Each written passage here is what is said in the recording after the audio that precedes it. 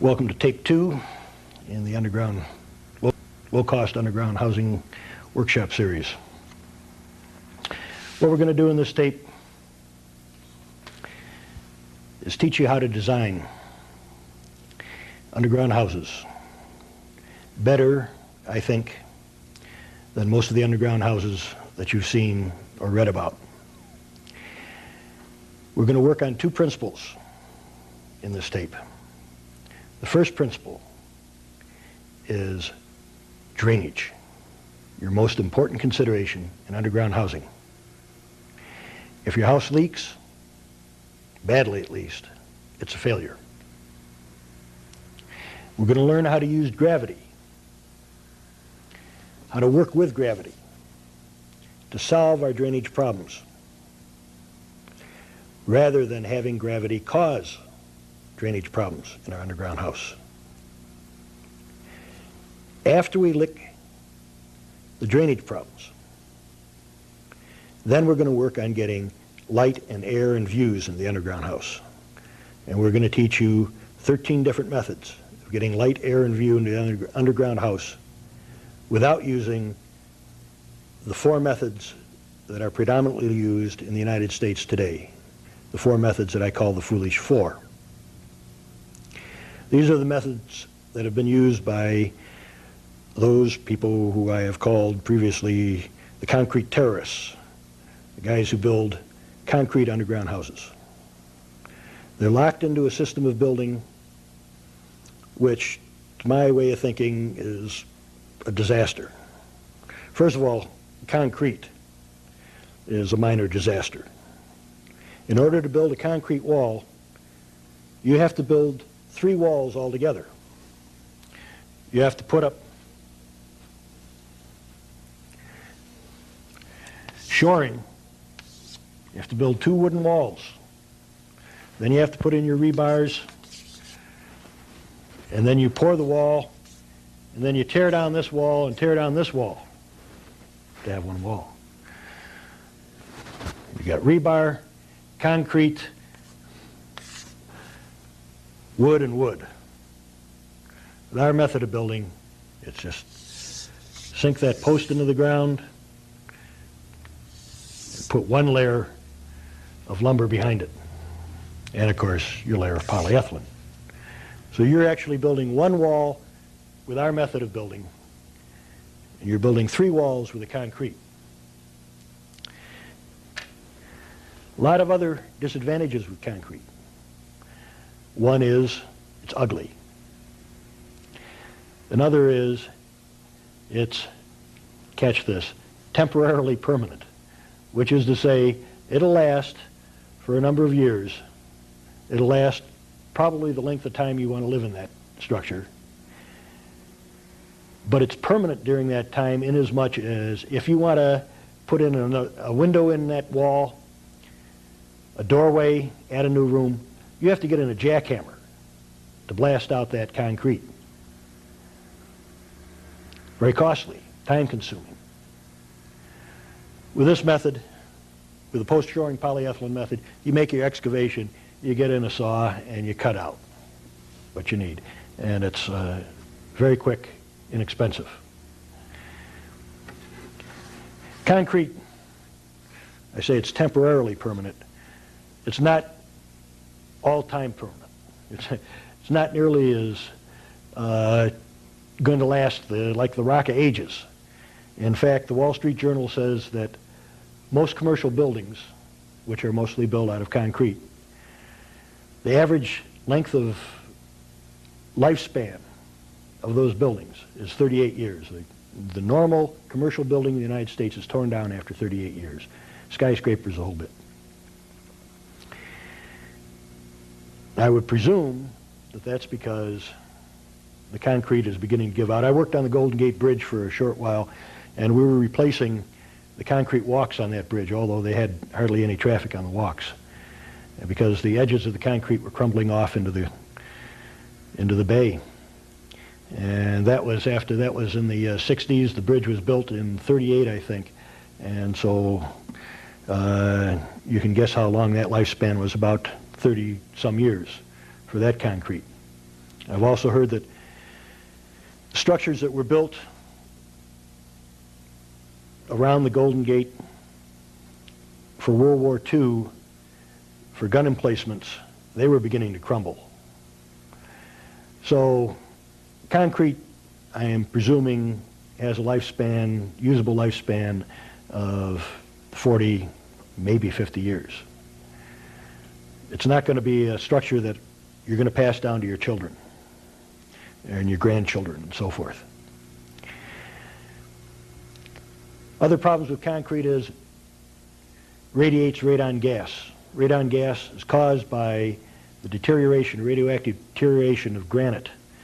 And most of the sand that's used in concrete is granite sand. And so that's outgassing, radiating radon into your house when you build with concrete. Another problem with concrete is the fact that the reinforcing bars in there put you in what's called a Faraday cage. And a Faraday cage interrupts all of the natural radiation which is beneficial to you. You get radiation from the atmosphere and you get radiation from the earth. And this is radiation that you have evolved or been created to live with.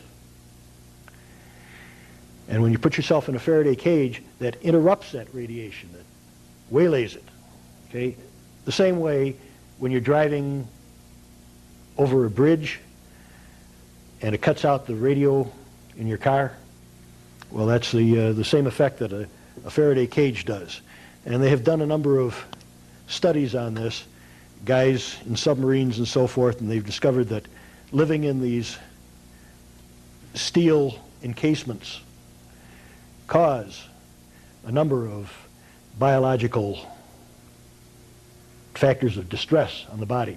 They've also done experiments with rats in cages and discovered that rats who are raised one generation after another in cages, I think it's by the third generation, they're losing their hair, they're hardly able to reproduce, and so on and so forth.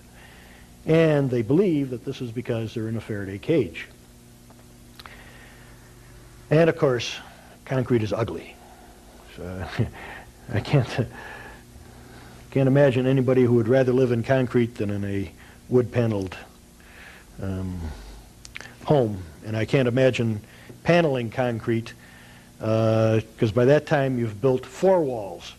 The 2 retaining walls, the shoring to pour the concrete wall, and now a wooden wall, and you're still in a Faraday cage, you're still breathing the radon gas, and you still have the problems if you want to add on to the structure. So we don't use concrete. I don't. But the ones who are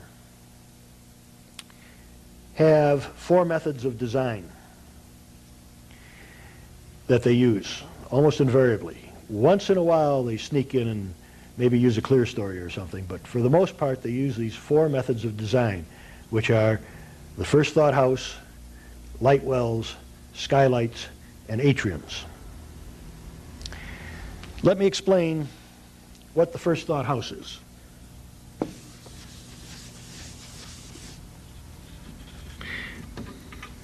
First thought house is when you're on a hillside, generally our preferred site for building underground. We'll design on a flat land also today, and we'll talk about flatland design. And a flatland design will work if you have good drainage there. If you're in sand or the like, if it's never swampy in your area, you can probably build a flatland underground house and build a very fine one. But I rather prefer hillsides, first of all because of the drainage, and second of all because you can get a better sweeping view from your house. The same as on flatland. Same with an above-ground house on either flatland or a hillside. You always get a better view from the hillside. And of course, hillside is often cheaper land, especially out in the country. Maybe not in the city environment where everybody's going for those views, but it certainly is out in the country because it's not generally your prime farmland. Okay, what most people do when they're building on a hillside is they put a house in like this. So they get this big wall of windows, sweeping view downhill. That sounds really nice. That's what everybody thinks of first. It's what I thought of first. When I first decided to go underground,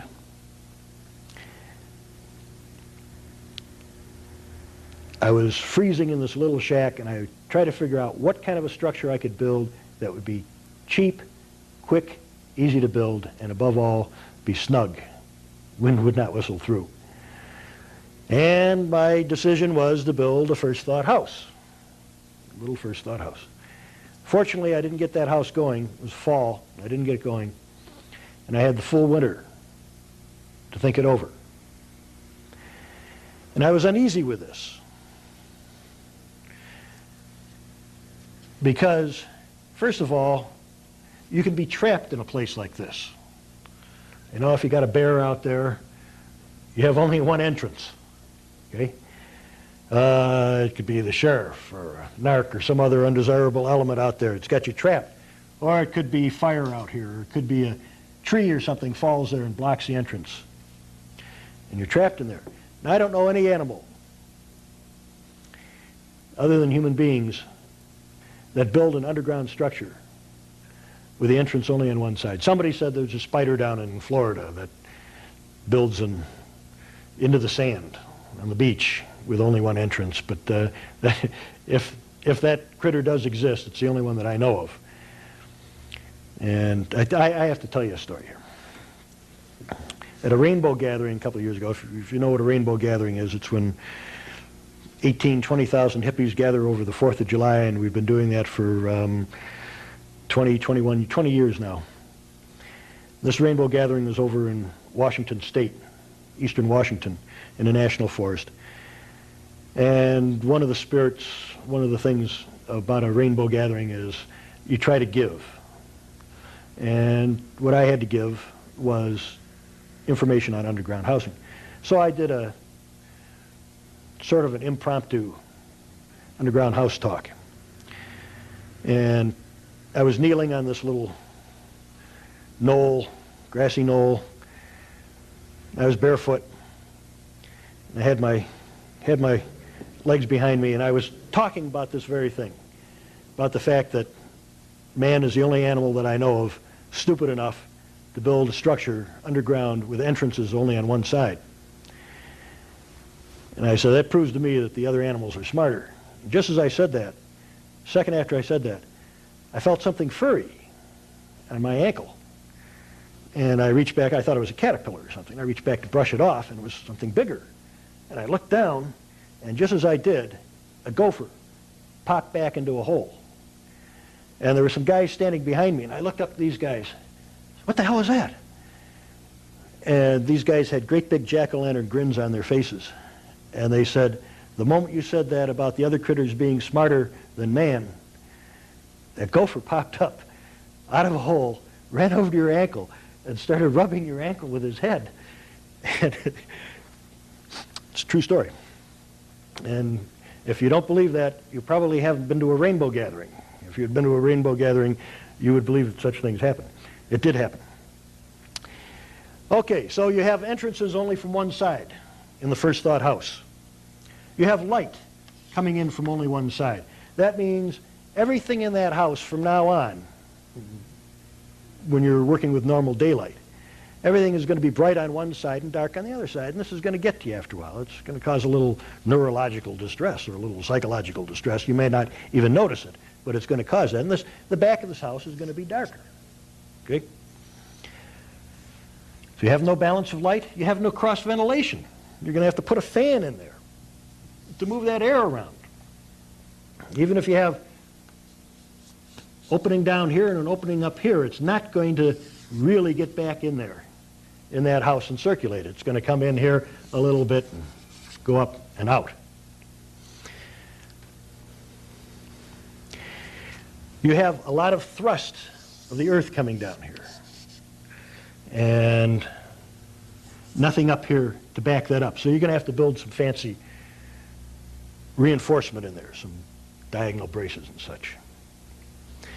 But the worst thing, the disaster that happens when you build a first thought house is all of your drainage is coming off this roof towards the back, and all your moisture is coming down this hill towards the back, and it's all ganging up on your back wall. Remember in the slideshow, in the first tape, the guy in California, the tenant in California, he was living in a first thought house. And he had so much moisture coming in off his back wall, running over his cement floor and out the door, that he had to put on galoshes to get from the bedroom into the bathroom. This is a disaster. In fact, over in Washington, back around 1979 or so, I met some people who had built a first thought house and were abandoning it altogether because they couldn't solve those drainage problems. You can try, you can put in mounds of earth and drains up here and run it off to the sides, and you can put in a French drain here, so on and so forth, but you're still bucking gravity. There's a better way. The better way is to build what we call the basic design house, like this, so that all your moisture that lands on the roof runs off downhill onto solid earth and leaves, splits, cuts out of the seam. All the moisture that's coming down the hill, we interrupt that by putting in an uphill patio. And we catch that before it reaches the house. We again can put in our drain here and a mound of earth here if we want. And we'll pitch these back like this, so it catches the moisture and allows it to drain into the ground before it reaches your house. If we're in a really heavy rain area, such as western Washington, western Oregon,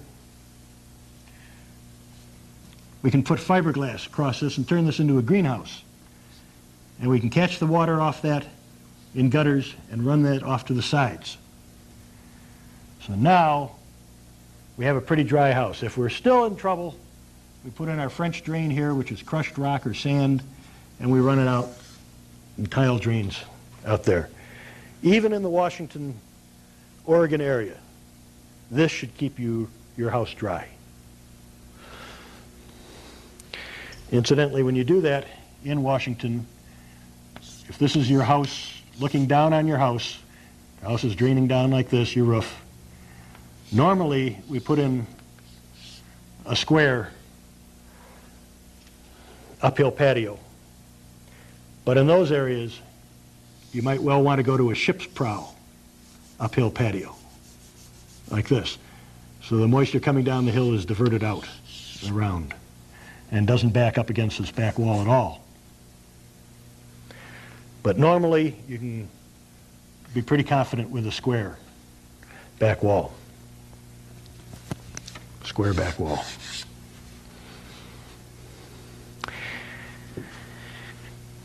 So that's the basic design.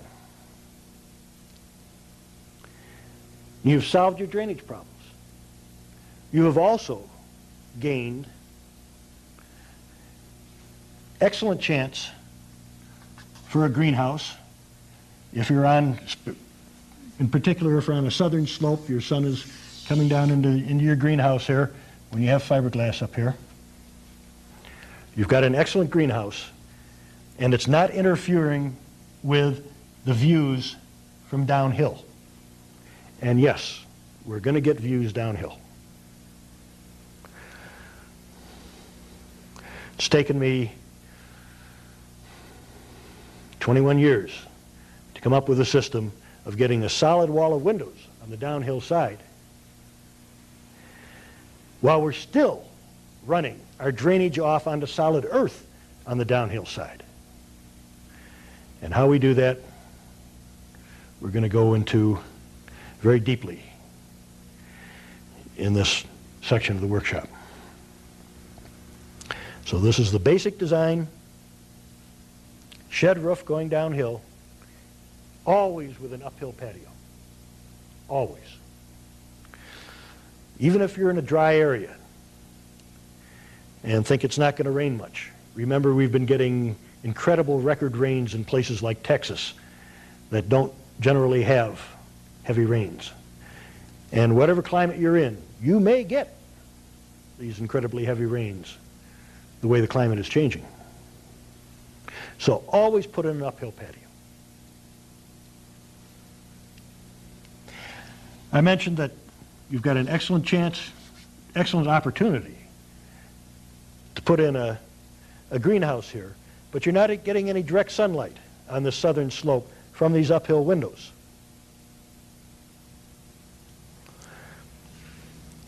On the other hand, if you're on a north slope, if you put in a first thought house, you are never going to get any direct sunlight in that house. Never. But if you put in the uphill patio,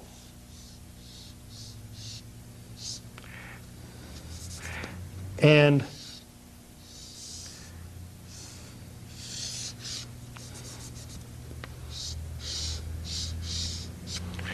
the basic design house, you're going to get a big blast of sunshine into there, even though you're on a north slope.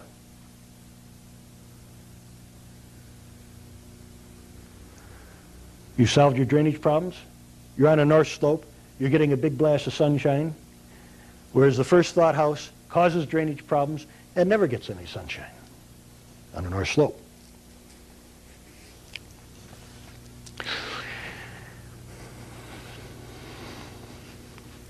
Now, how are we going to get some light, air, and views into the rest of this house?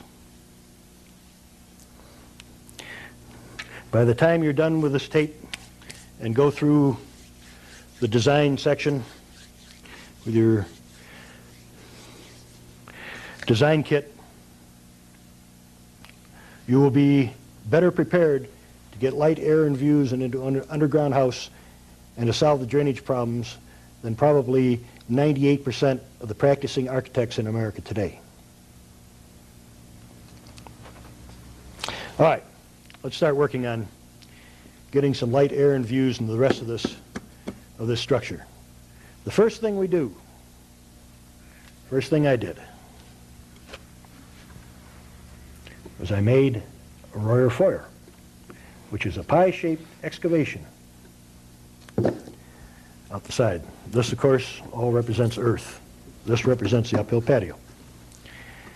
We've made a pie-shaped excavation. We haven't come off that flat like this because whatever moisture lands on this would be backed up against this back wall. We're coming off at an angle. So whatever moisture lands here drains off downhill that way. Doesn't back up against the house.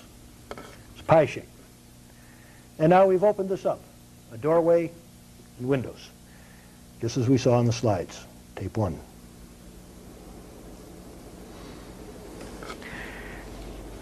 After I came up with that, I thought, hey, wait a minute. What if I put a little peak on that? Now my moisture landing on the roof comes down here, shunts off onto solid earth out here, and allows me this much more window space and this much more window space. And hey, since I'm running it off onto solid earth out here, and no moisture is landing on this, is coming down on this solid earth here, we can excavate that too. And now we have a great big light airy corner of the house there. And that's called a Hollywood wing.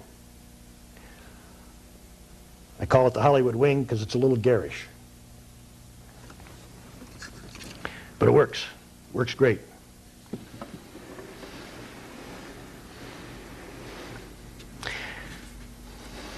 If we want to, we can open up this side here very simply by extending our uphill patio out around the side. We call that a side hill patio. We've just opened up all this into windows here. If we don't want that much in the way of windows, we can put in what we call a wraparound window, like the old wraparound car windows. Okay, you get the idea. This is solid earth here now, and solid earth down there, and we have just a little wraparound window. So that's two more features: the wraparound window and the side hill patio. Let's say we want to add another room over here, or another whole new section of the house.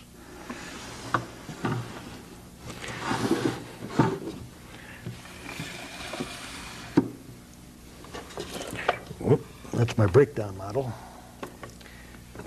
We can clear story it. Now, several of us have made a big blunder on these clear stories. If we come 3 foot higher on this roof here than this roof, we're going to get 3-footer windows in there, right? Wrong. Because we've got 1.5 feet earth on this roof. So now we're down to a potential of 1.5 feet of windows. And we've got casing around the windows. It's going to take up probably another 6 inches anyway. So we're down to 1 foot of windows on a 3-foot rise. It's not enough. We could go up higher, I suppose. But after some reflection, came up with the sun scoop, which is used in conjunction with the clear story. Now we've got 1 foot of windows down here, and if this rises up 3 foot, we've got 2.5 foot of windows here. Now we've got our 3 foot of windows. And because we're running all this off onto solid earth down here, shore this up here, let it run off onto solid earth. Now we can open up this section here. We not only have an additional 2.5 foot of windows here, another 1.5 foot or foot of windows here, but we've opened this all up. We can put a door, windows in this area.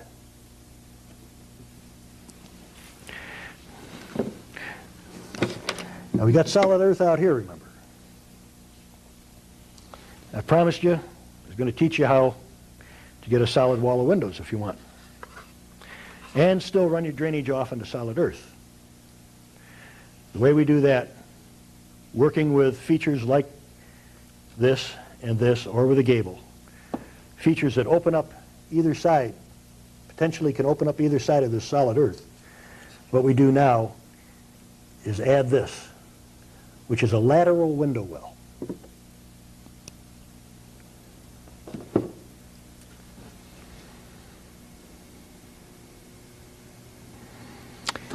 You've got windows in here. As you stand there, you can look out downhill at oblique angles. You can get sunshine in there at the oblique angles. And you can add windows in here too if you want, which will give you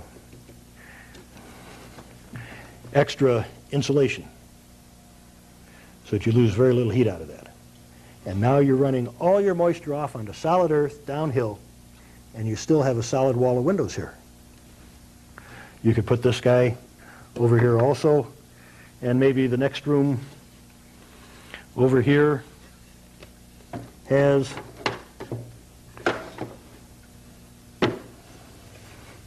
a gable like this. Now the gable is running the moisture off. It comes down the roof, running it off over your lateral window well onto solid earth.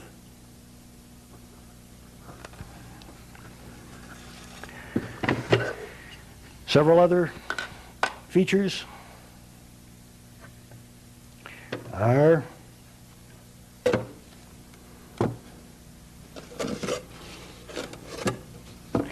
if you've already built a structure and you were thinking, hey, boy, it would be nice to have a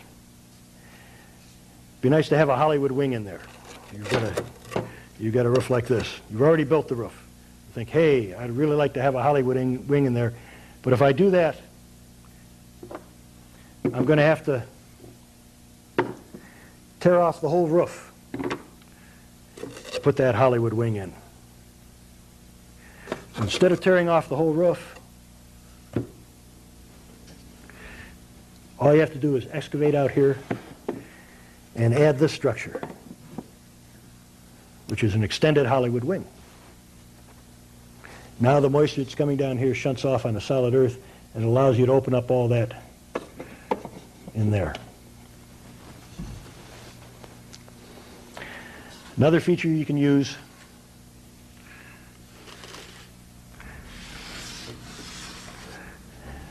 which has some of the same benefits of this, is if you want to put windows on the downhill side and you don't want to tear off your roof again, you've already built it. You can add that. That's an extended gable.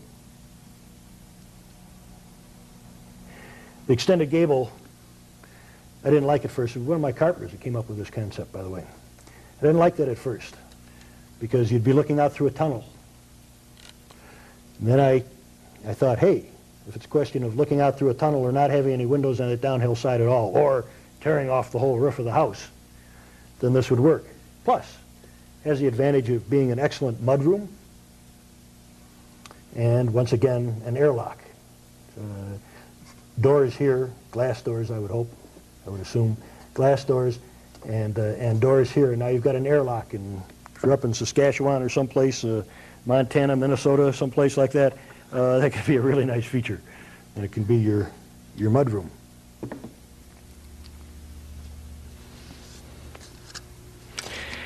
Okay, we've gone basic design. We haven't talked about offset rooms yet. Offset room is when you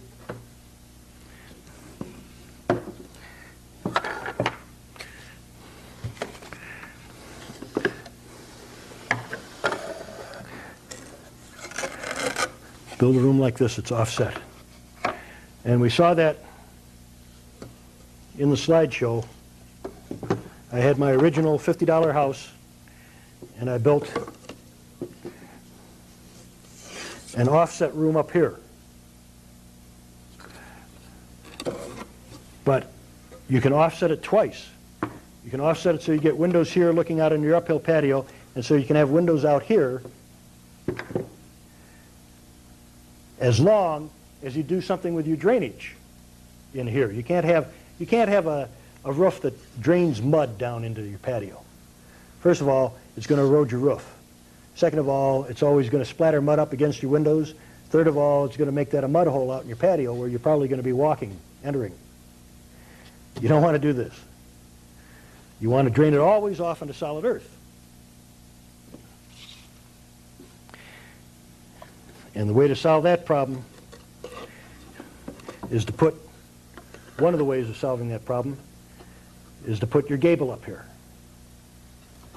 so that the moisture that lands on the roof here runs off to the side here, and off to the side here. You've always got shoring, I hope you understand that, around these edges to hold up your earth. Around all the edges except where it's running off into solid earth, you have shoring. So with this gable, it gives you windows from this room here, and it allows you to open up this area here in your offset room.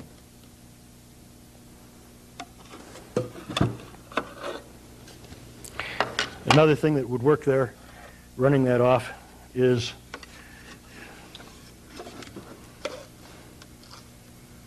your sun scoop, because that runs the moisture off here. And again, opens up this area.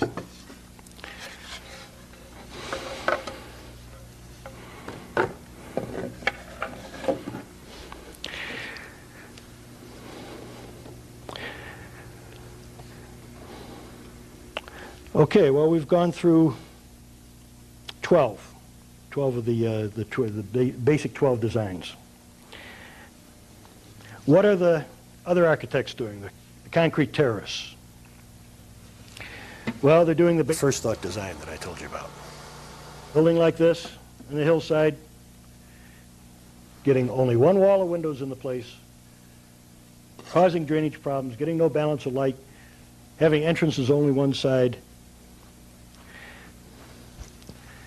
and again, immense drainage problems.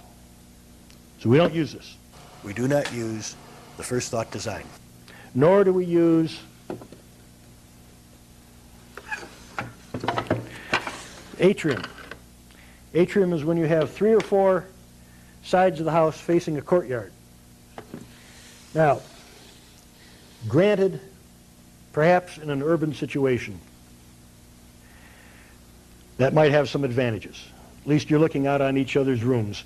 You're not giving your neighbors views into your house. You have some privacy there. But in most instances, you won't want to do this. Presumably, many of you who are taking this course, most of you are probably out in the country. Why look at the windows of the room across the courtyard? You can do much better than that. We have taught you already, showed you how to get sweeping views. So why look at the windows when you can have sweeping views? We don't use vertical light wells. The first thought house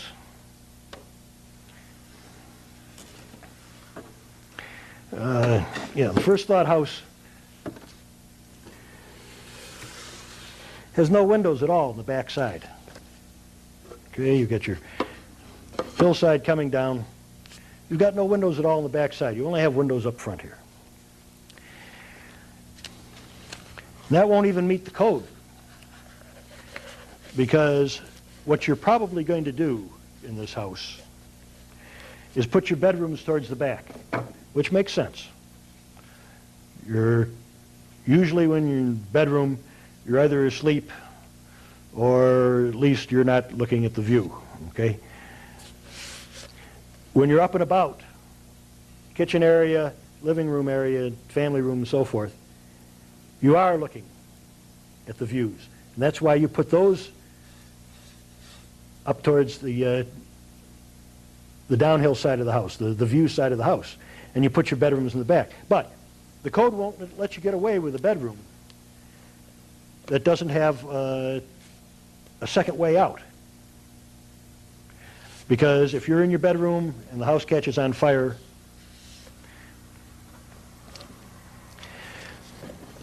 and you're asleep, you don't know it until the house is engulfed, and you're trapped in your bedroom. So what the architects have been doing is building vertical light wells. It's a concrete tube, almost always a concrete. I suppose you could use other things such as storm drains or something, those corrugated drains that go under roads and that. I suppose you could use those too, but mostly they're building concrete tubes, and they put rungs in it so that you can climb up out if you're in good shape, don't have a broken leg or a broken arm from skiing, or if you're not grandma with arthritis, then possibly you'll probably be able to climb up out. If you have any of those infirmities, you're not going to make it. In the case of the fire, the smoke's going to get to you before you get out. So though you can get out, it's not a really good egress. And though it does bring in some light, they paint these concrete tubes with reflective paint, which will bounce some light down in the house. Though it will bring in light, it doesn't bring in any view. What's your view? Concrete? Is that what you want to look at? when you can have as many windows in the bedroom as you want when you build with the basic design? When you can have sweeping views down the hill, up the hill, over the sides, or into a landscape patio? What do you want to look at? Concrete tubes or a good view? Furthermore, generally, these things, at least when I priced them 10 years ago, they cost about $3,000 each. Hey guys, you could build 6 of my houses for the cost of one of these concrete tubes, for one of these vertical light wells. We saw the house that made the cover of Earth Shelter Living magazine, $2,000 for the entire house. 2/3 the cost of one of these concrete tubes. And that had light, air, and views all over the place.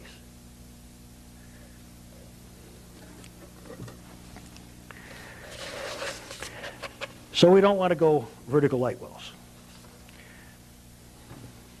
Nor, believe it or not, do we want to go skylights. Now, skylight is the next thing everybody thinks about after they think first thought house.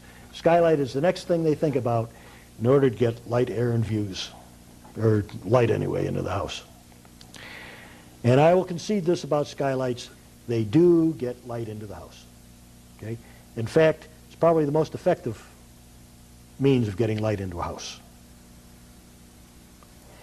But skylights leak. Almost every owner-builder that I know of who's built skylights has had a leaky skylight. And a great many of the professionals who have built underground have had leak problems with skylights. I'm not going to mention the architect's name, but a very famous underground architect, the concrete terrorist from the East, once asked me, "Mike, do you know how to keep skylights from leaking?" I said, "No, man." I said, "I don't even think about it because I don't build with skylights." Skylights not only leak, but things can fall through skylights.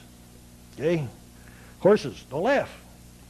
Some of my people have had horses on their roofs. I almost had elk on my roof 2 months ago. Okay? And if they walked over a skylight, hey, I've got an elk in my house. Okay? Could be any number of other things falling through those skylights. Kids, drunks, any number of possibilities. Skylights get dirty easy because they're more or less vertical or horizontal surface as compared to a vertical window. And, of course, what is your view out the skylight? If you look up straight, you might see a cloud. Okay? Is that what you want? Is that your view in your house? Looking up straight and maybe seeing a cloud? Or do you want sweeping panoramic views? And finally, skylights have the disadvantage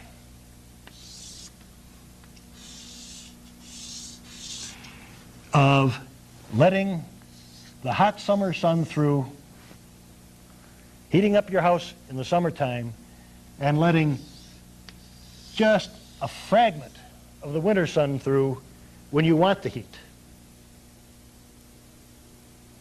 Furthermore, a skylight being up on your roof, where most of the heat congregates, is going to bleed a lot more heat out of it than will your vertical window. A lot of disadvantages with skylights. Again, I suppose I might consider a skylight in an urban area where there is no view. The view is the house next door. I might consider a skylight. I might even put a skylight that you can't see through, like these car windows that they've got these days that you can look out and can't see. I suppose in that situation I might go skylights, but I don't want you to think about skylights during this course. I want you to forget those 4 features, the foolish 4. There may be a time you have to use them. There may be a few occasions when they are preferable, where they do have application, but they're rare. And I don't want you to think of those, even consider them during the rest of this workshop. Think instead of the 12 we have shown you. There's a 13th that I haven't got down on the paper yet. This came up with another guy who was on my land for a while. For some reason, he didn't like building the Hollywood wing. So there's a 13th. I knew there was a 13th.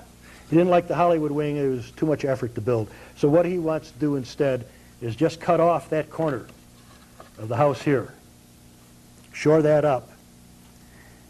This corner would be cut off, and now you can put windows in there. And that'll work. You're going to lose that much living area, and you're not going to get near as much sun and light down into that room. But that's still a legitimate way of doing it if you want. It's a legitimate way of doing it because it gives you windows on this oblique downhill side and still solves your drainage problems. So that's another way. I call that the Richardson cutoff.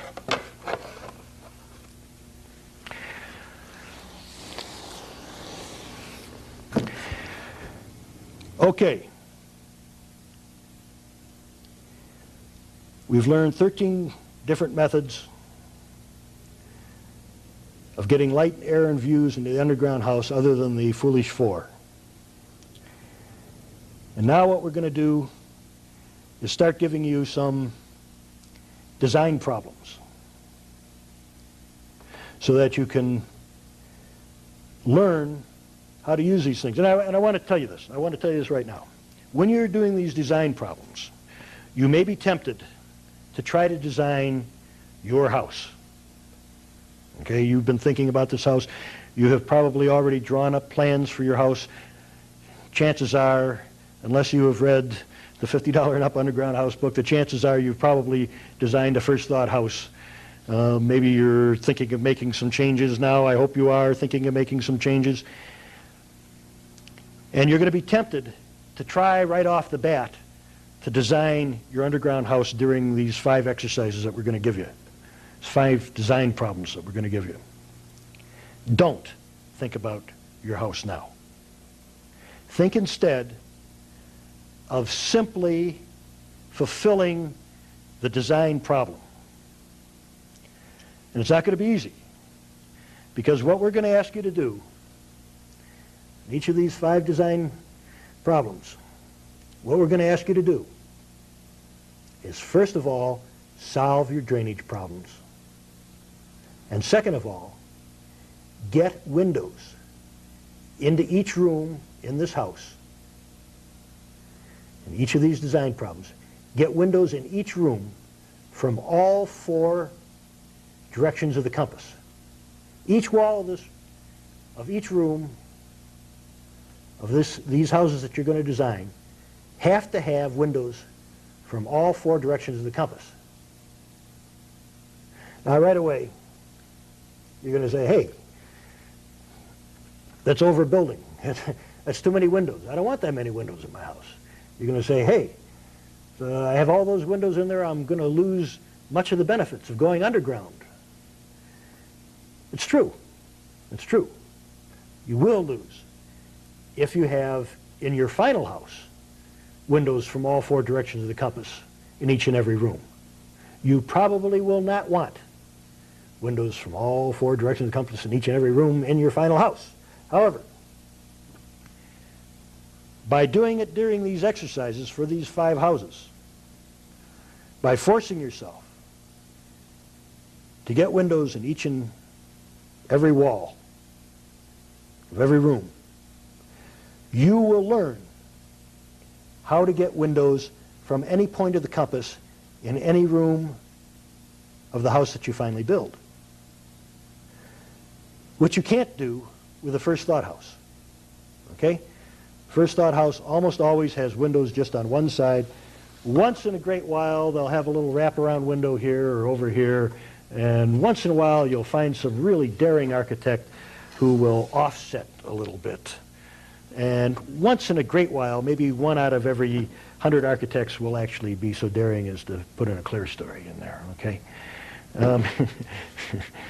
As far as I'm concerned, they're failing on their underground designs, and I don't want you to fail. So when we do these designs, remember, first of all, You've got to solve your drainage, and that means everything except the flatland house, you have to put in an uphill patio, and you have to go the basic design. It's mandatory.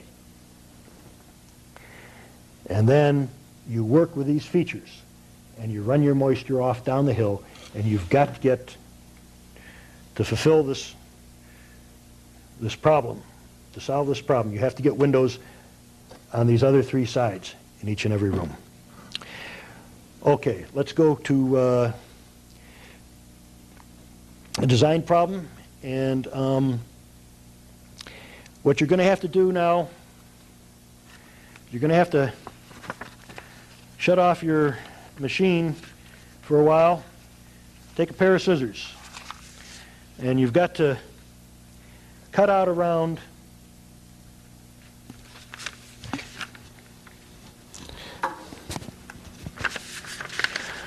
all of the solid lines on the last 2 pages of your design book. Each one of these critters, solid lines. It's the blue page and the yellow page.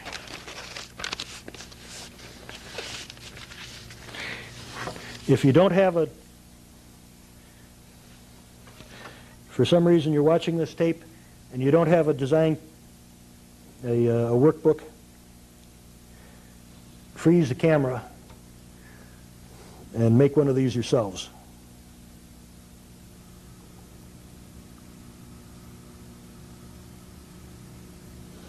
I'll show you the other page again. We'll hold for a minute.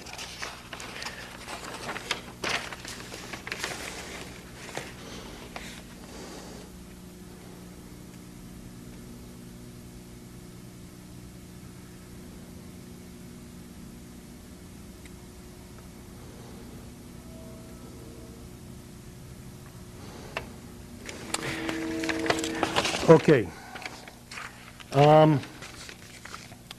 Go ahead and shut it off and cut them out, and we'll give you your first design problem.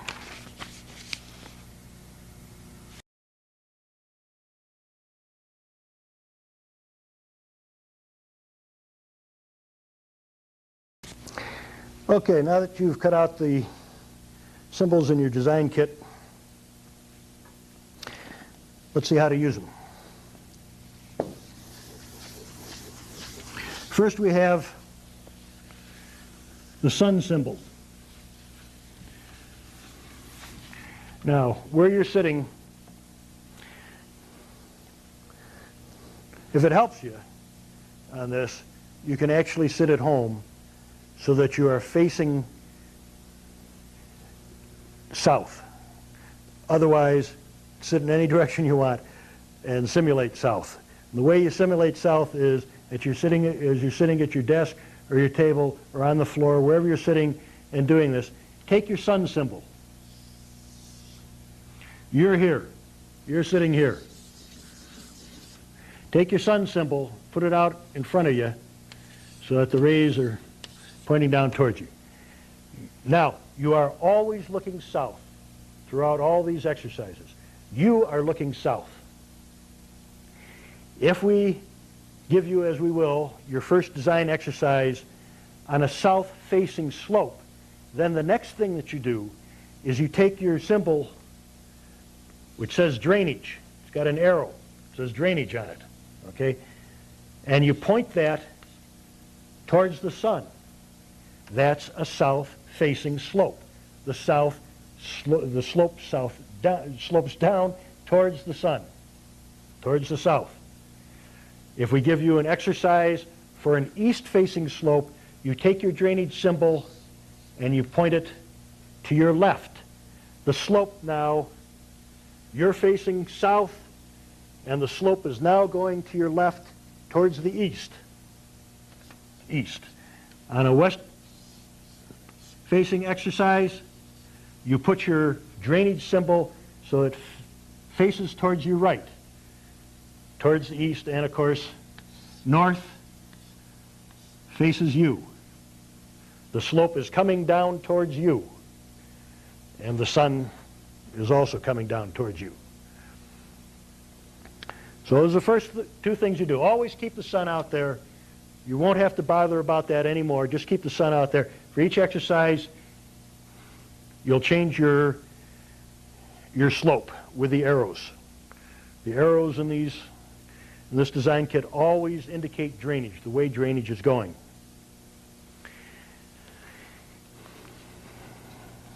On the first exercise, we're going to have a two-room house,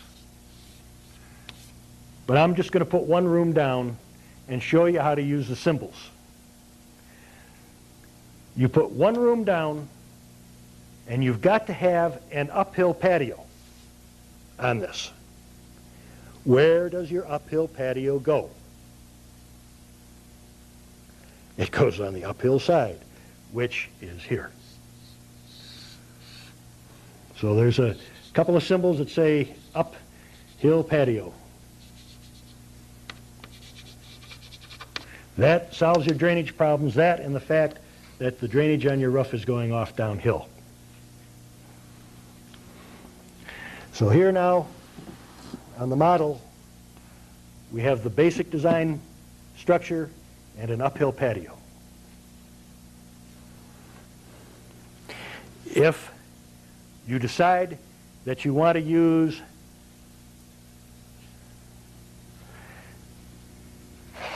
a Hollywood wing, for example, there's a symbol for the Hollywood wing, and it fits right into a corner. And the drainage marks are pointing back down towards the roof so that the drainage runs off that onto the downhill slope of the roof and runs off onto solid earth here. This one says Hollywood wing.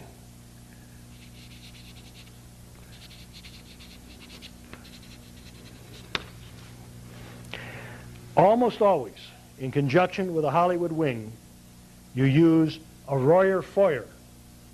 And that's a symbol that you put on the outside of the house. And it says Royer foyer. And of course, when you put this out there, you are not going to put it so that you have a flat side here. You've got to put it so the diagonal is there, so that the drainage coming down the hill runs off and doesn't back up against this corner of the house. Now what that looks like on this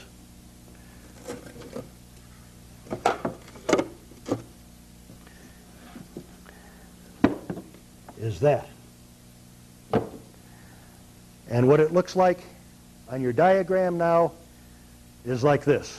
I'll show you.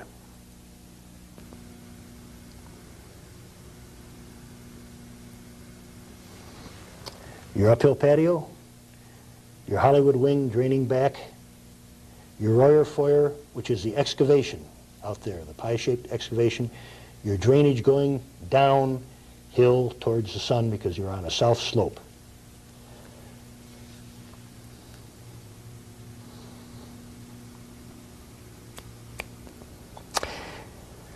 Okay, now so far on this little one-room structure, we have windows to the north and an uphill patio, which we may decide to turn into a greenhouse. We have windows to the east. We have windows to the south. Now we've got to get some windows to the west on this structure. How are we going to do that? Oh, gee, I can't remember now. Let's see. Well, there are several ways. Okay, yes. One is we can have a side hill patio. If we want to get a lot of western sun and that evening sun in the house, we can do that. If this section over here with the living room, for example, it might be nice to get the evening sun in there. Or if we're in, say, the southwest, and we don't want to get a whole lot of sun in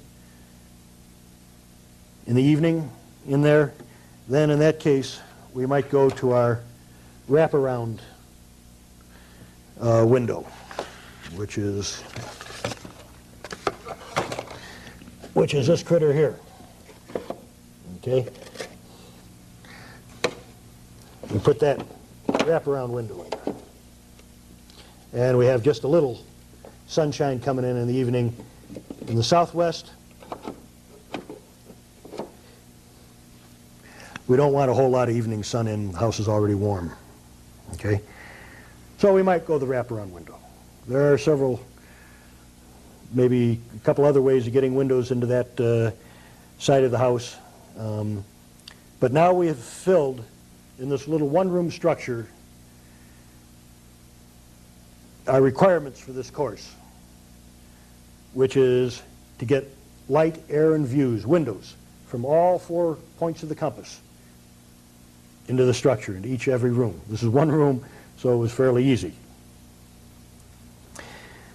Now what I'm going to ask you to do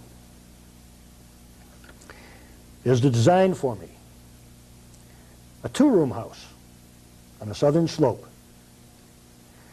and to get windows, light, air, and views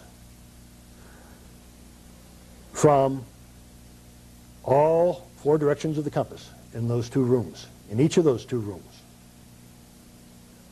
So you'll use a second room symbol. I like to work with the 16 by 16 foot rooms, the large yellow symbols myself. You can work with any size you want, but maybe to start off with, it might be easier if you work with both of the 2 of the large ones. So take a second room, add it onto this some way or another, and get windows from all 4 directions of the compass. You've got to get. You may not even want to use what we've got here, but get windows from all 4 directions.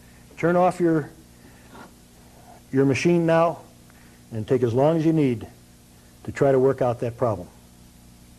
May not be quite as easy as you think at first. It'll get easier by our 5th exercise. So turn off your tape machine now and get to work, and when you think you have it solved, turn it on again and we'll see.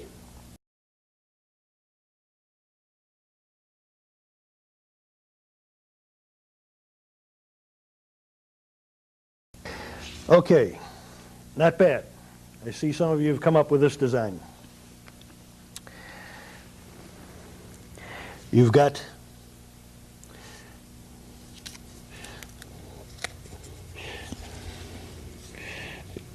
your uphill, I'm looking at this reverse. You've got your uphill patios, which give you light from the north in this room. You've got your Royer foyer and your Hollywood wing, which give you light from the east. Your Hollywood wing, which gives you view downhill from the south. You've got clear stories and sun scoop, which give you light in this room from that direction, and which opens up this down here and gives you the downhill southern view. You've got a wraparound window over here, which gives you light from the west, and light here. This room is good. This room has got all 4 directions. Here, here, here, and here. But this room has only from 3 directions. Here, here, and here. How can you get light from this direction, from the west into this room? Pause a moment and think it over.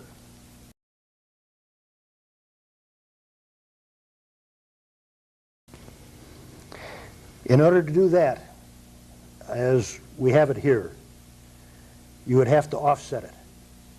That's something, a little secret we haven't told you yet. On all these designs, you're almost invariably, well, let's put it, you're going to invariably have to offset each room in order to get light and air, in order to get windows from all 4 directions into that room.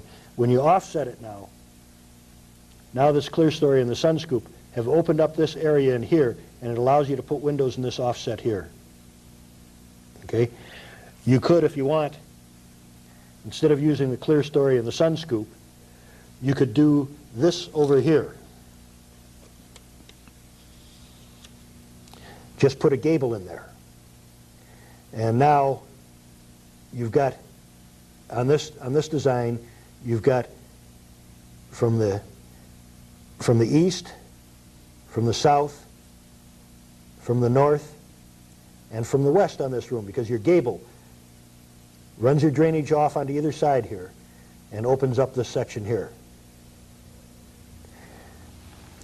This room now has to the south, to the west, to the north, and it's looking out in this uphill patio on this offset here, and it gives you to the east.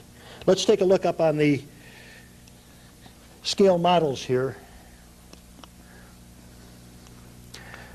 This is what what some of you had for your first design, was this. This room, it was beautiful. For a first try, it was beautiful. But this room here did not get anything off to the west here until we offset it.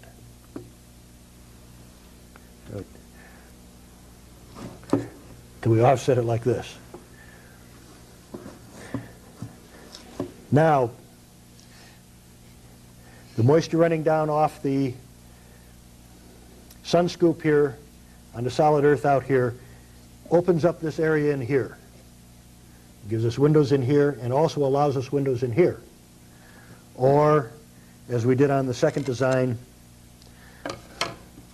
we could go to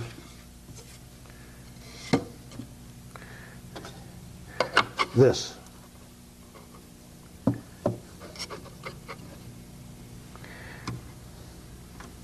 We have our uphill patio. This room now has light from this direction, light from this direction, because we've got our wraparound over here.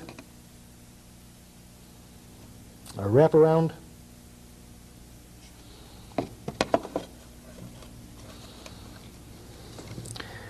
It's got windows from here clear on down to here, because our gable is shunting the moisture off.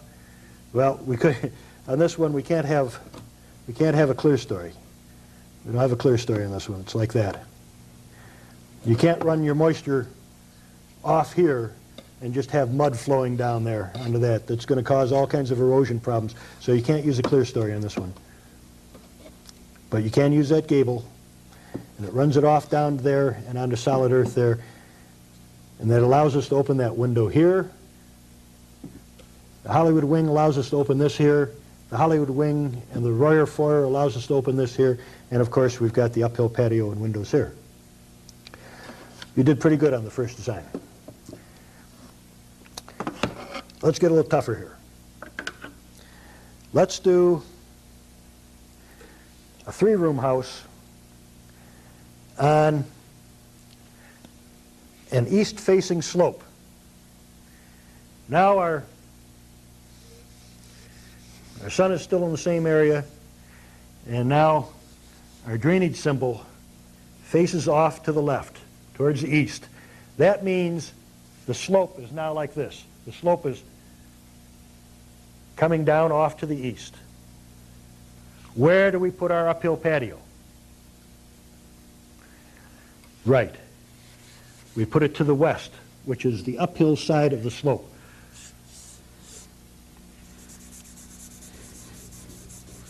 And it's got to be a 3-room house. You've got to get 2 more rooms in there. Okay? Remember, we can't put these rooms right adjacent to each other, or you're never going to get windows from here and windows from there at the same time. So offset these rooms some way or another, either going uphill or going downhill. Okay? Another one, maybe. Each time you put in your uphill patio. Up there. Okay, you got the start? Let's break now, turn off your machine, and design me a 3-room house on an east-facing slope.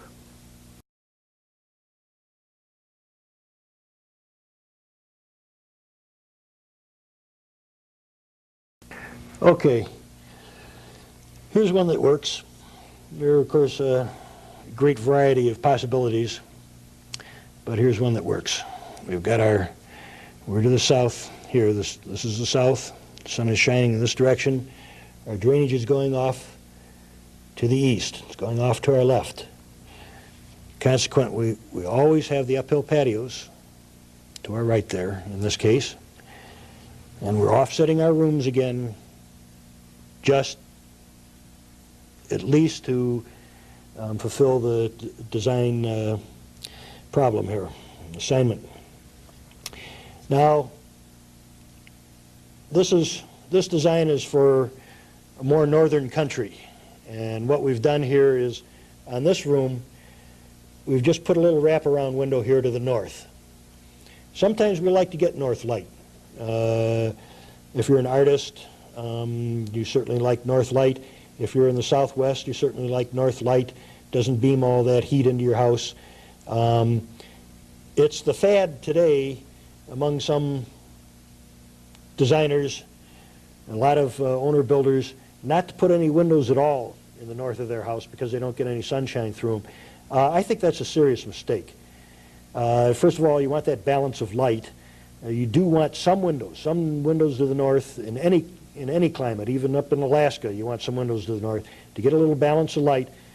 But also, so if something's going on out there to the north, if you hear a shriek or a gunshot, or I've known people who've even put their driveways up there and parking lots there, and they don't have any windows to the north, and they can't see who's coming. They can't see who's parking their car. They can't. What they do is run out of the house to see what's going on to the north. So put some windows in your house to the north.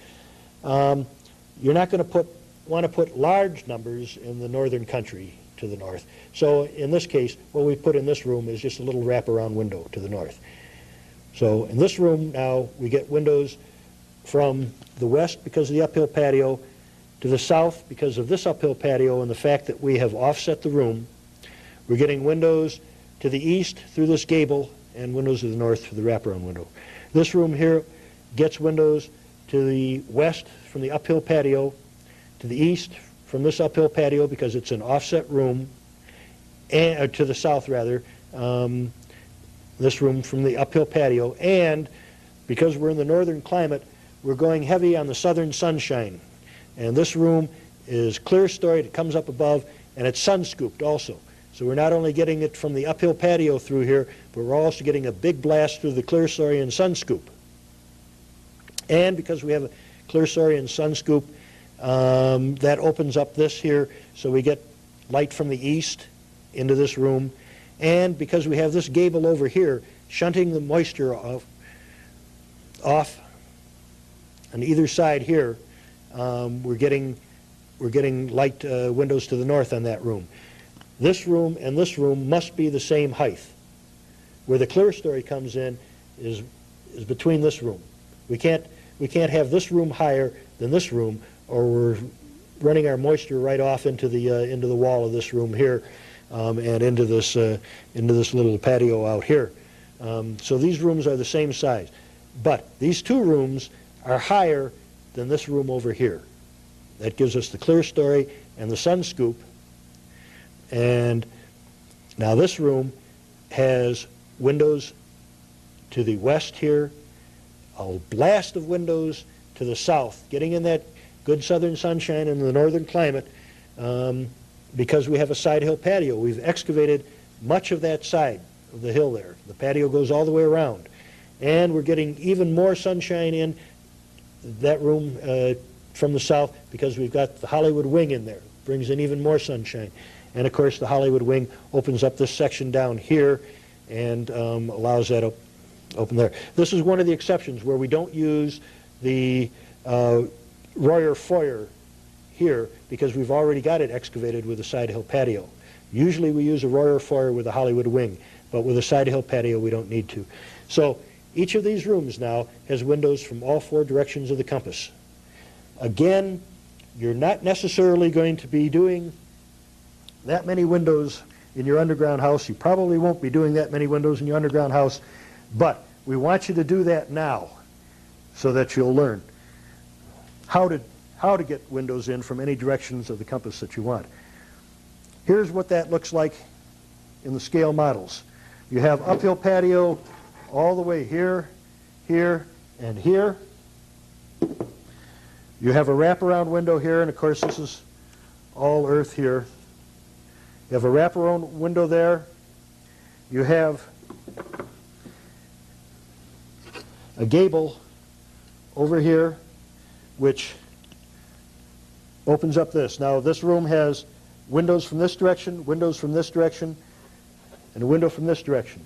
And because it's offset, it has windows here looking into this uphill patio here. This room has windows in all four directions of the compass. This room here has windows in the offset here. That's allowed, that's made possible because we're shunting our drainage off onto here, onto solid earth out here. Okay? And so this room has windows here because of the sun scoop, shunting the moisture down onto solid earth out here. Windows here because of the offset, and windows here because of the uphill patio. This room over here, because the sun scoop is shunting the moisture off over here and allowing this to open up here, this room has windows here because of the Royer foyer, window there because of the Royer foyer, and a big blast of windows to the south there again because it's a side hill patio, and of course the uphill patio here allows windows into there. So our design problem is fulfilled with this design. There are, of course, numerous other ways of doing this, of fulfilling the assignment, but this is one that works. So let's go now to a three-room house. Let's design now a three-room house on a west-facing slope. Now, you're still facing south. Your drainage is going off to the west. And you have a room. And of course, by now, you realize you have an uphill patio here.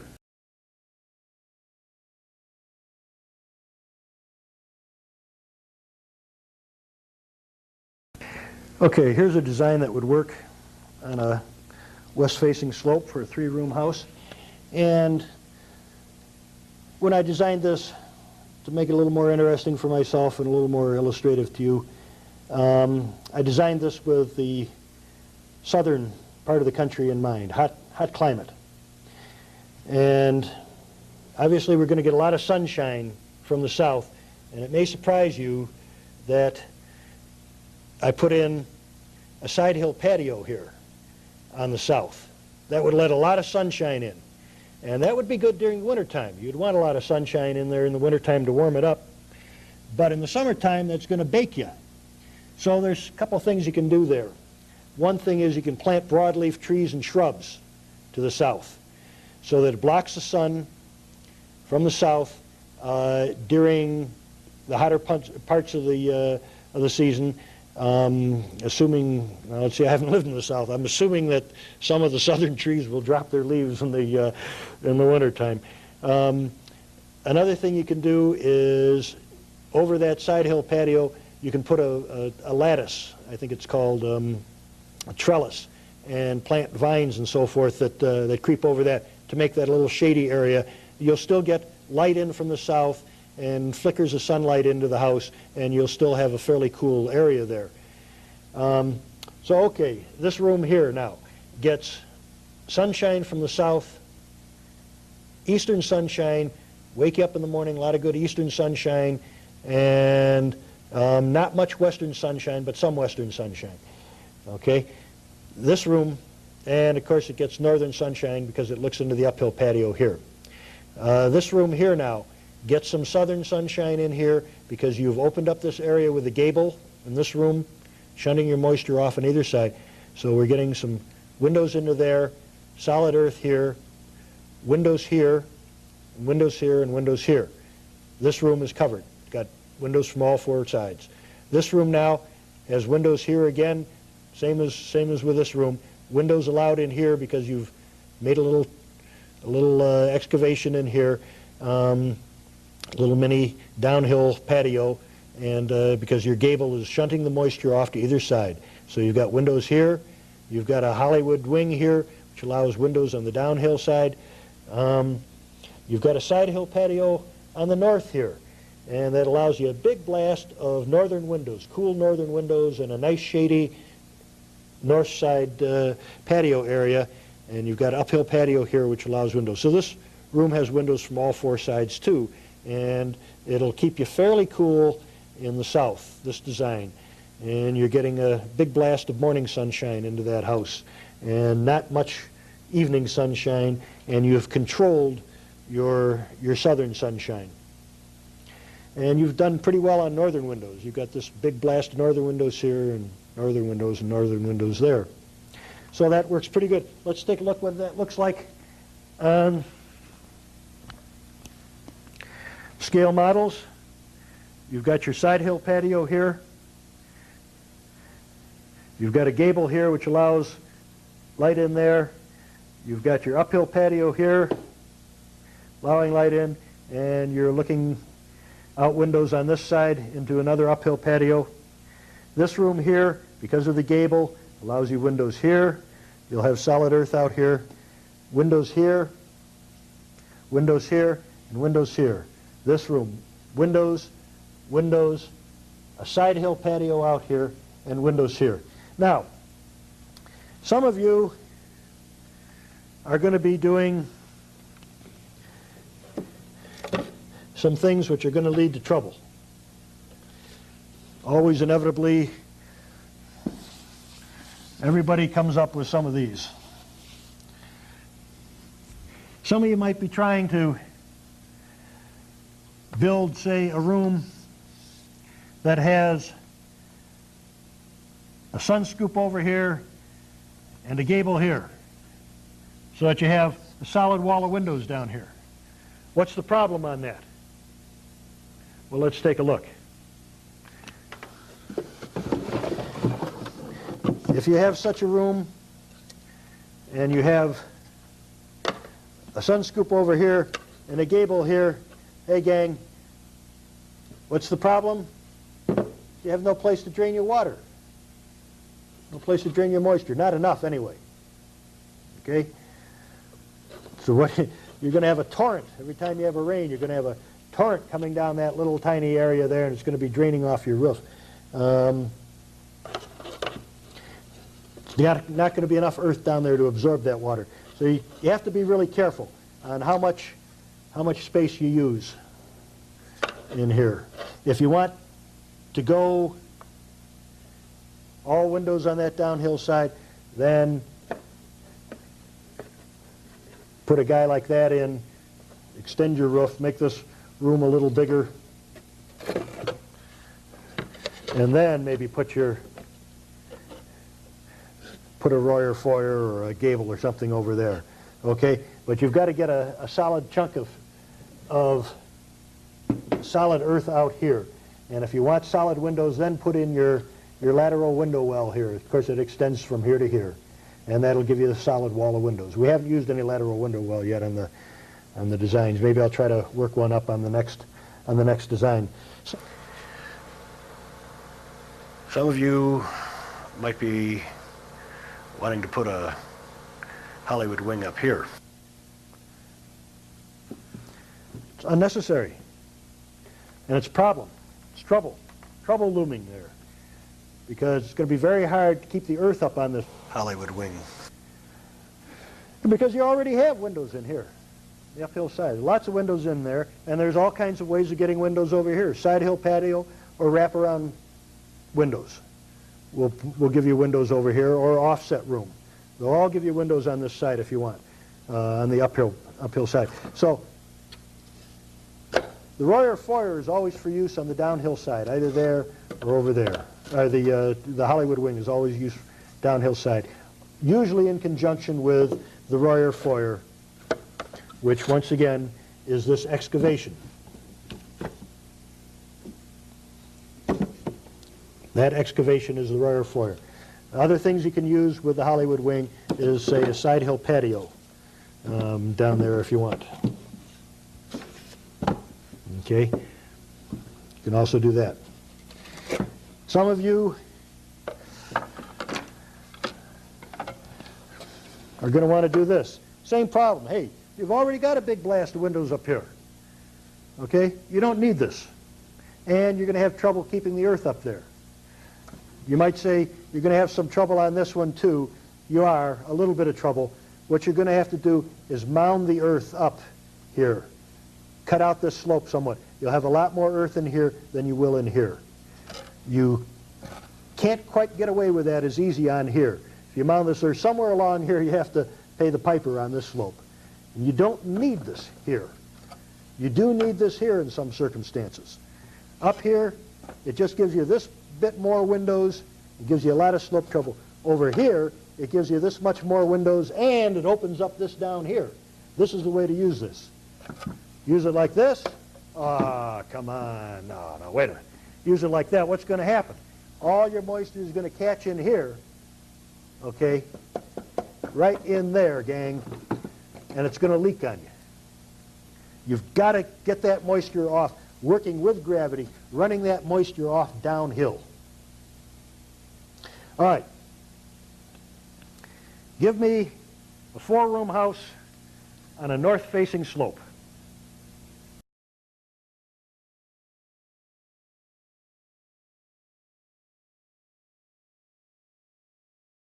Okay, I assume you've turned off your machine and have designed. Here's a design which will work. And I was thinking of one of the most difficult of all design situations, at least it would be considered so by the regular architectural profession, would be how do you get solar energy into a house on a north-facing slope up in the North Country. And of course, if you go the first thought house, you're not going to get any sunshine in there at all on a north slope. But fortunately, you are going to go the basic design, and you're going to have all your roofs sloping down this direction and a big blast of windows facing the uphill with an uphill patio excavation, and that allows you sunshine to blast down into your house on a north slope. In the wintertime, you are getting lots of solar energy in the northern country in the wintertime, assuming you're not in cloudy northern country in the wintertime. Catch a can or something. Okay, we're also going to get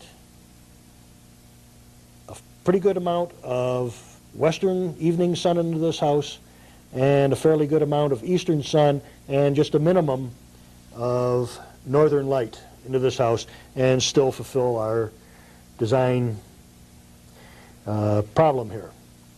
Let's take a look at each room. This room here is getting sunlight through the uphill patio, the basic design, getting western sunshine in the side hill patio, view to the north downhill, some light through the Hollywood wing here, and the Hollywood wing brings in, with a combination of the gable here, brings in some eastern morning sun into this room. This room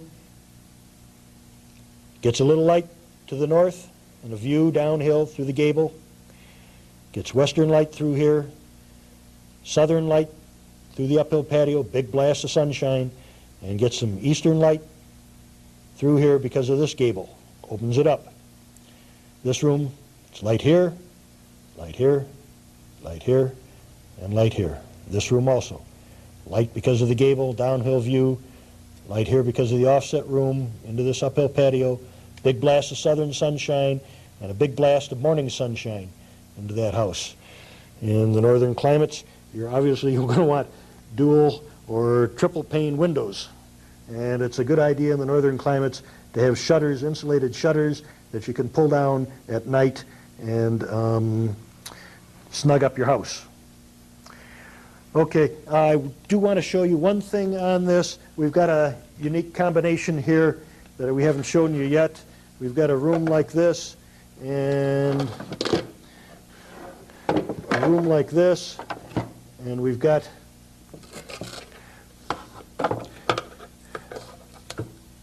a gable on this room shunting off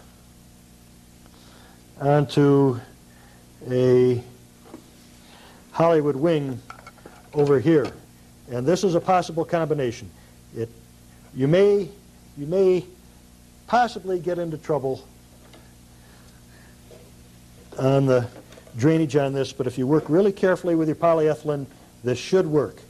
It's a lot of roof that's draining off right into here, but it'll probably work in that combination. Oh, I was gonna try to get a lateral window well into that design, but I didn't. We're running short on time. All right, give me now, please, a 5-room house on flatland.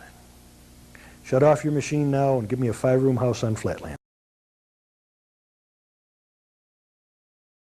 Okay, here's one that'll work. You'll notice that this is almost identical, very, very close anyway, to the last problem. What I presented here is almost the same as the last design that we had, which I have done specifically to illustrate the fact that there is very little difference in the designs of structures on the hillside with the shed roof basic design house and houses on flatland. We don't have a hillside, so what are these uphill patios doing here, you're asking? Well, that's an excavation, okay, that we've made to allow us more light, more windows in this house. I'm putting side hill patios in here to get good eastern light and good western light.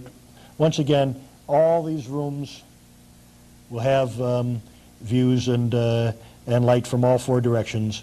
I've gone over this enough that you'll be able to see that at a glance. If not, freeze it until you see for yourself how that's working. Let's go to the blackboard here for a minute and see what this looks like.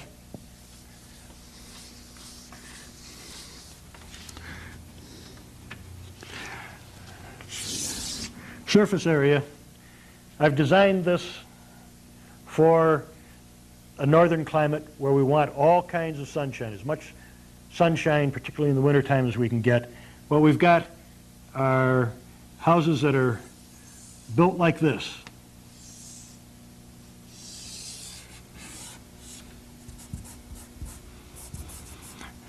And,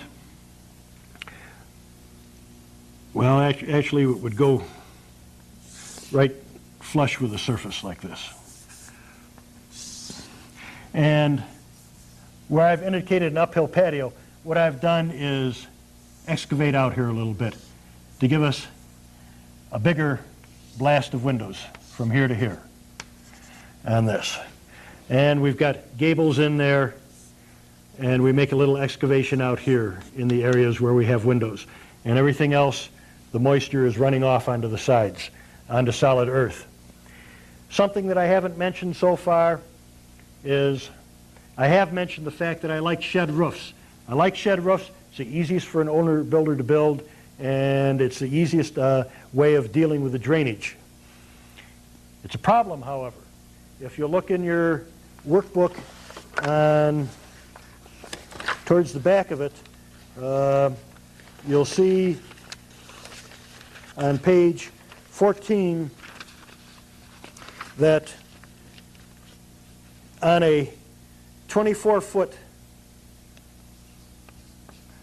a house that's 24 foot in this direction, if we have a fall of 1 in 3, which is my preferred fall, if we start out at 7 foot down here, we will have 15 foot up here. Now 15 foot, hey, listen, this room here is only probably about 8 foot, maybe 9 foot. We're going 15 foot. That's a whopping distance up there. All your heat is going to run up there for one thing, and it's going to be bleeding out these windows up here. What are we going to do instead? What are we going to do to solve that problem so we can go 24-foot span here and not have this huge wasted space up here? Well, one answer is obviously we put a loft in there. And we can block that loft off so that we regulate how much heat comes up in there. It would give us, let's see, it might give us 8 foot down here and 7 foot head clearance up here.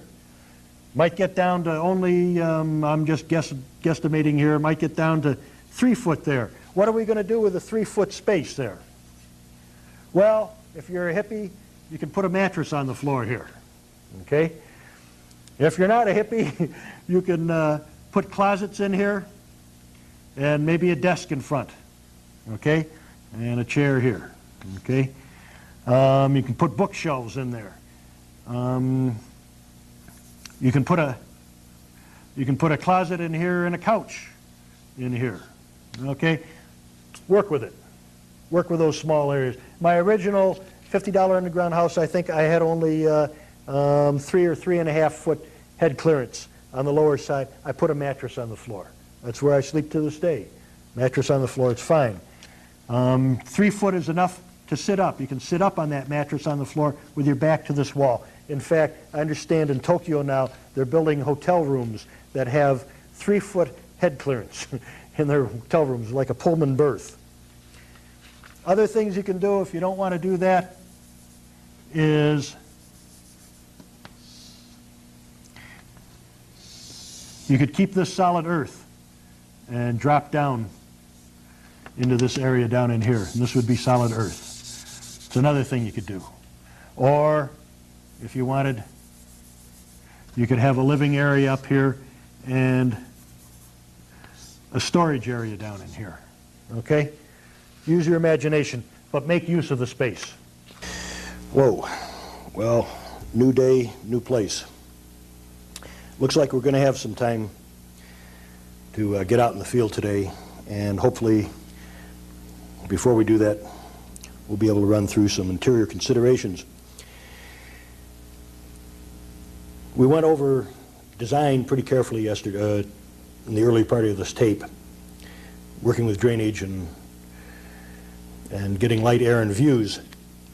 But if you're going to design your own underground dwelling or any dwelling, you should know that there are considerations that you have to take into account when designing the interior of your house. And if you look on page 7 of the workbook, you'll see some of these considerations. First of all, noise. You'll want to separate the sleeping rooms from the working and living rooms because you make a lot of noise in the working and living rooms, whether it be cooking or shop work or house cleaning, whatever. And also, of course, TV set going in the family room and so forth. And the way you generally separate those is with a hallway. But keep those separate if you possibly can.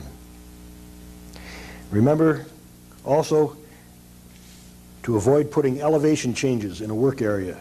It's steps. Work areas such as a kitchen. If you have a kitchen floor here and your sink and so forth over in here, and the dining area or the kitchen table up here, and you have steps, then you have a potential accident zone. And you also have a zone that you always have to be aware of so that you don't stumble and fall. And that's going to be distressful to you over time if you have steps or an elevation change in a work area. Try to get sunlight in the work areas. In the kitchen, it's really nice to get morning sun.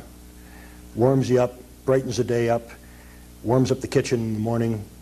On the other hand, you frequently do not like to have evening sun in the kitchen because the day is warm already, the kitchen is hot, you've been cooking all day, And if you get that evening sun in there, then it's going to kind of roast you out. On the other hand, in the evening, it may be nice to have some sunlight in the living room. Traffic. What do I mean by traffic? Now, frequently you underground people think that I'm talking about driving your Harley through the living room. I'm not talking about that kind of traffic. You must bring your Harley into the house, leave it in the bedroom. I'm talking about foot traffic. And you're not going to want a whole lot of direct traffic through a work area or necessarily right through the dining room or through the living room. You're going to have some traffic through there, of course, but try to put that around the edge of the working areas, and try to keep the traffic down in the hallway. You don't want necessarily your main entrance to the house through the hallway where your bedrooms are. So consider traffic very carefully. We'll see later on today a house that's on the back cover of the Underground House Book, the $50 and Up Underground House Book, that's still a building. And what we've got there is cook's bedroom over here, a communal study over here, a bunk room over here, and a big kitchen area and sort of a little living area in here. And the main door in the house is here. The back door in the house is here. Door to the cook's room is here. And then these doors are in here. And what we're doing in this house then is routing most of our traffic right through this zone. It's not in kitchen area, the work area. It's not in the study area here, and it doesn't go through the bedroom area. It goes mainly right through there and feeds off there, or into here. And that's what I mean by considering traffic in your house.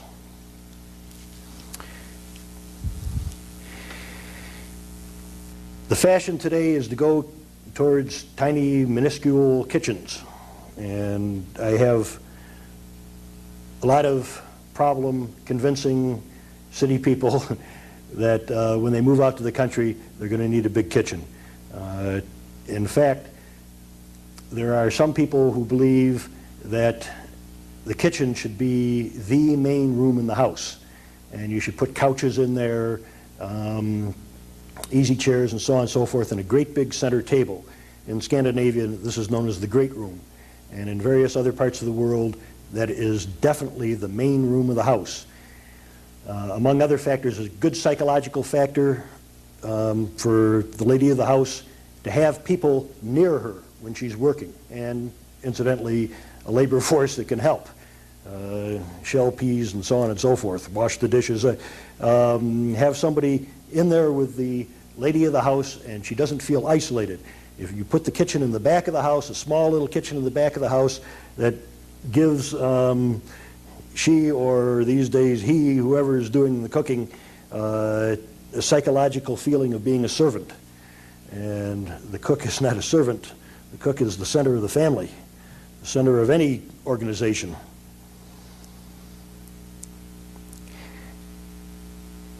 Bathrooms should be separated from the living rooms and from the kitchen area for odor, noise factors, and so on and so forth. On the other hand, you're going to have to try to work out a way of getting them close to the kitchen areas if you want to save on plumbing costs. If you have a bathroom way down at one end of the house and the kitchen way up the other end of the house, you've got a lot of pipes and so forth that you've got to run back and forth, and a lot of heat loss from your heater. About the only other thing I want to say here right now is open your doors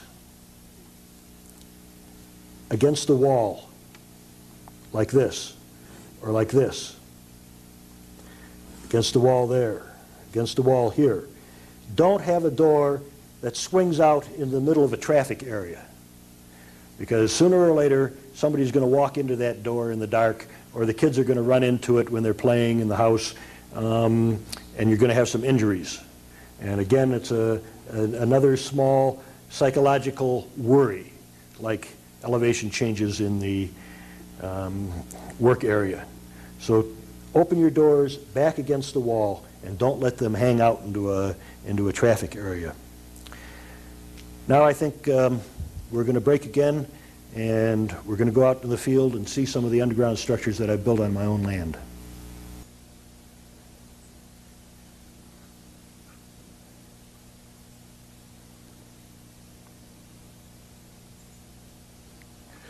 I'm standing now on the roof of the original $50 underground house. Still going strong, the house anyway, after 21 years.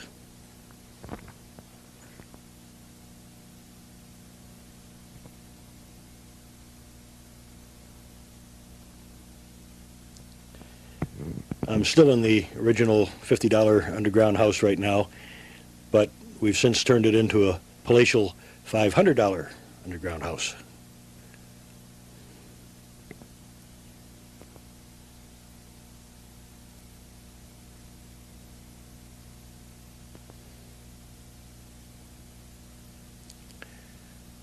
And this is the study in my palatial $500 underground house. This is where I do my writing. The gable of the crew house that you saw on the slideshow that we were building. And this is the world's first Hollywood wing here. I haven't got it glazed yet, but we'll get the glass on up there. What our Hollywood wing looks like from the outside. Remember, I haven't got the glass up here yet. And now you tell me what this is in here. Right, it's the lateral window well. And everything that drains down off the roof drains out over the lateral window well. Everything drains down on this side, drains out over the lateral window well and onto the solid earth there. We're looking down there through the gable area. And now we come up on the roof. I haven't got all the earth on this roof yet, which is why there's not a whole lot of vegetation up here. But we're going to put about another 6 inches on this roof.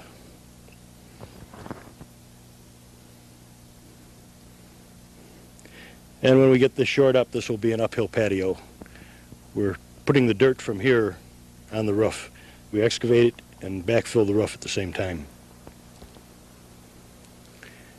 You're looking now from the uphill patio down into the lower part of the uphill patio, and everything you see in here that's open now will be in window glass or glass door.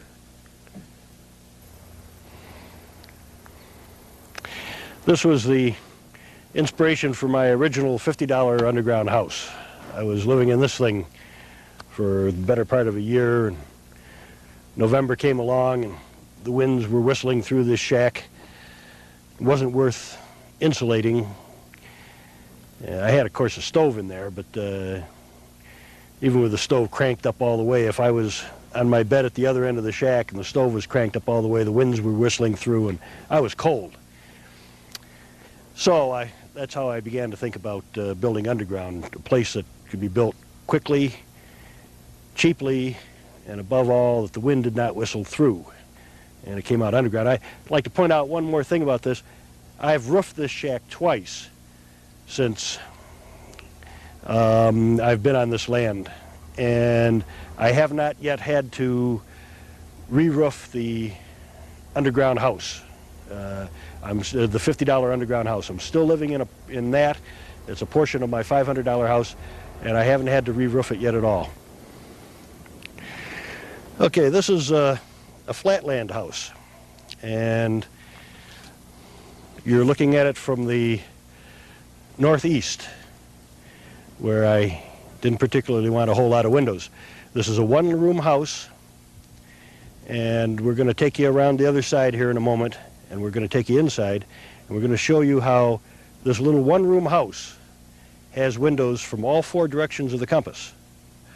But Many of the houses we've seen in the slideshow and so forth, we've just shown you the window part. So we want to show you the underground part here, and now we'll take you around and show you some windows. What we're looking at here is the northwest corner of this little flatland house. I call this the garden house because it's over by my garden. And this here is a Hollywood wing on a flatland. And we're getting one little window, points to the north, and these windows now that are west windows. Now let's go around and we'll take a look at the greenhouse in front.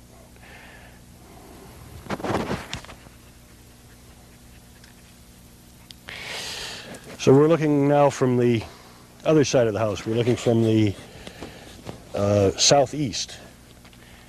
And what you see out in front here is a greenhouse, and with a vent up on top there.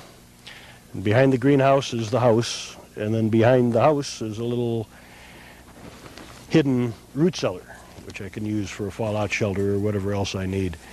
So this house becomes almost a complete life support system with a greenhouse, living quarters, and a root cellar. We don't have water in it, but I suppose if I dug down 50 or 60 feet, we would.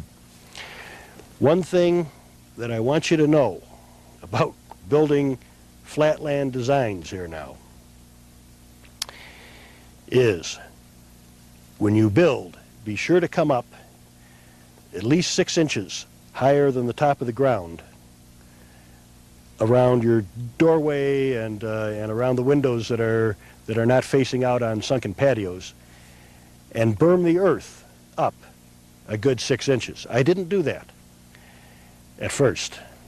And what happened was all of the runoff from the roof and all the runoff during spring breakup, all the runoff of the snow on this flatland couldn't penetrate the ground because the ground was still frozen. And where it could penetrate was my house. It came right down the steps. And I had a flood in there the first year that was 6 inches deep inside the house. And it was I had a stream of water that was like finger thick that was pouring 24 hours a day down into that house. And I did some emergency shoring up and bailed the place out, and as soon as it dried out enough, then I elevated the steps a bit and did what I could around the windows and banked the earth, bermed the earth around that section.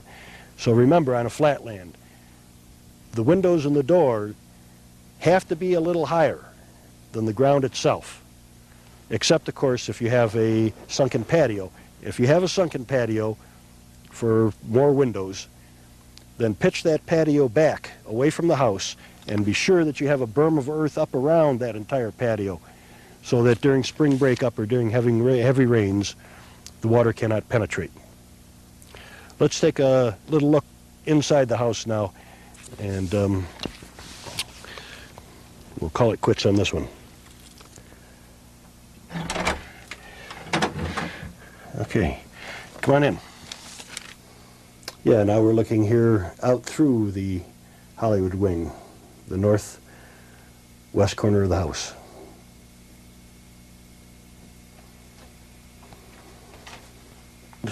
Genuine barbecue windows on this house. There's a grill for cooking. We're looking out through to the west now, southwest.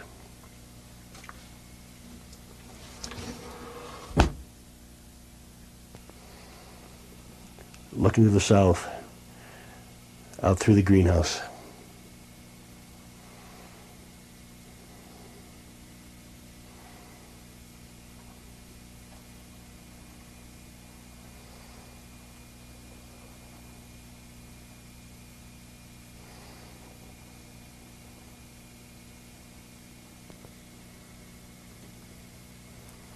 Then everything else on this house that's not in windows or doors is earth covered.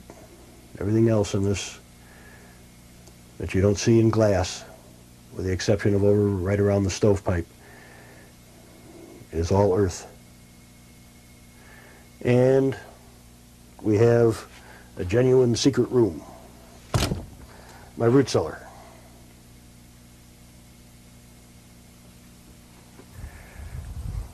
A lot of people are worried about the building codes when you go underground. Well, it's a concern, no question. But you can pass the codes. We've done that. One of our people, one of the volunteers who worked on the land here, William Howitt, over in Sunnyside, Washington, passed the code in the Yakima County over in Washington State. And he went before the building inspectors, and the building inspectors said, hey, go before the variance board. We don't want to touch it. Go before the variance board. And he did. And what the variance board wanted to know was, how does a polyethylene hold up underground? And so we wrote Bill testimonials, those of us who had built underground in this county with polyethylene, post-shoring polyethylene. And we wrote that the polyethylene holds up very well underground. And it holds up better than the siding on your above-ground house holds up, I'll tell you that. And so we were able to convince the variance board to give Bill Howitt a variance for his underground. So the precedent has been set. And if you're terrified otherwise, you can always conceal the place. I see nothing immoral on this. The building codes were initiated to protect poor people in the slums because they were living in tenements, and to protect them from the rich. Now the building codes are being used against the poor people. So I see no problem with concealing your place if that's what you feel you ought to do.